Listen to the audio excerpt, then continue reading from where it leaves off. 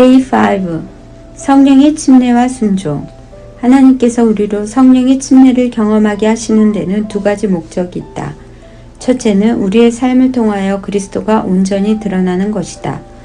너희는 우리로 말미암아 나타난 그리스도의 편지니 이는 먹으로 쓴 것이 아니요 오직 살아계신 하나님의 영으로 한 것이며 또 돌비에 쓴 것이 아니요 오직 육의 신비에 한 것이라. 고린도후서 3장 3절. 우리의 삶을 통하여 그리스도를 세상에 드러내 보여주는 것이 하나님의 목적이다. 그래서 우리는 그리스도의 품성을 보여주는 편지의 역할을 하게 된다. 둘째는 복음을 증거하는 신자들에게 능력을 부어주시는 것이다. 오직 성령이 너희에게 임하시면 너희가 권능을 받고 예루살렘과 온 유대와 사마리아와 땅끝까지 이르러 내 증인이 되리라 하시니라. 사도행전 1장 8절.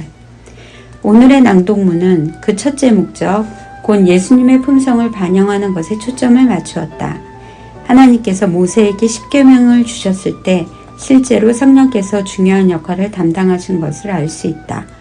두 돌비에 십계명을 기록하신 분이 성령이셨다는 사실 때문이다. 아래의 병행절에서 보여주는 예수님의 말씀 중 하나님의 성령과 하나님의 손가락이 동일시된 것을 보면 분명하다.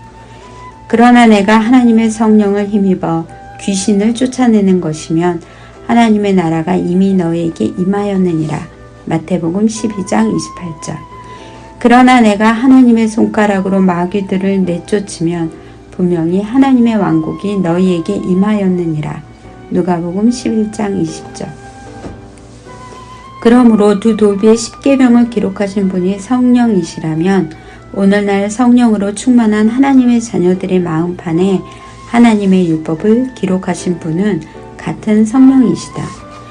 너희는 우리로 말미암아 나타난 그리스도의 편지니 이는 먹으로 쓴 것이 아니요 오직 살아계신 하나님의 영으로 한 것이며 또 돌비에 쓴 것이 아니요 오직 육의 신비에 한 것이라. 고린도후서 3장 3절. 그리스도인으로 자처하는 사람들의 순종은 두 가지 다른 양상을 보일 수 있다. 첫 번 것을 저자는 외향적 순종이라고 부른다. 이것은 하나님께서 순종하라고 명령하셨기 때문에 하는 순종이다. 이것은 마음에서 우러나온 것이 아니기 때문에 율법주의적 순종이다. 두 번째 것은 내향적 순종이라고 불리는데 이것은 신자의 마음 깊은 곳에서 우러나온 하나님을 순종하고자 하는 갈망에 의해 생기는 순종이다. 마음으로 하지 않는 외향적 순종 같은 것은 하나님께서 받으실 수 없다. 주는 제사를 즐겨 아니하시나니 그렇지 않으면 내가 드렸을 것이라. 주는 번제를 기뻐 아니하시나이다. 하나님의 구하는 제사는 상한 심령이라. 하나님이여 상하고 통회하는 마음을 주께서 멸시치 아니하시리이다. 시편 51편 16절 17절. 이 백성이 입으로는 나에게 다가오고 또 입술로는 나를 공경하여도 그들의 마음은 내게서 멀도다. 마태복음 15장 8절. 여러 해 전 저자는 외향적 순종과 내향적 순종의 차이를 설명할 수 있는 예화 하나를 고안해냈다. 어떤 사람이 부친상을 당했다. 아들로서 부친의 죽음을 애도해야 하는지에 관해 확신이 없어서 친구의 조언을 듣기로 했다.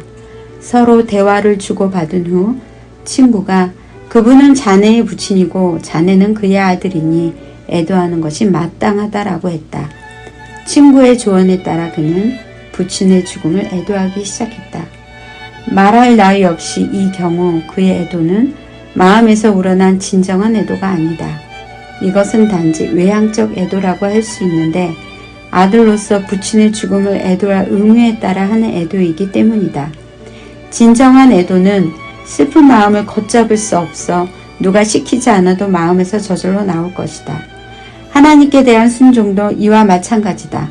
누구든지 성령의 충만으로 하나님과 바른 관계를 맺고 있으면 그의 순종은 자연적이고 자발적으로 마음에서 솟아나는 순종이 될 것이다.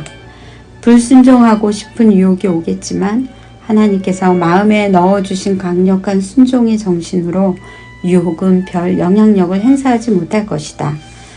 우리가 자발적인 순종을 할 수 있는 이유는 성령의 침례 또는 성령의 충만을 통하여 하나님의 율법이 마음에 새겨지기 때문이다.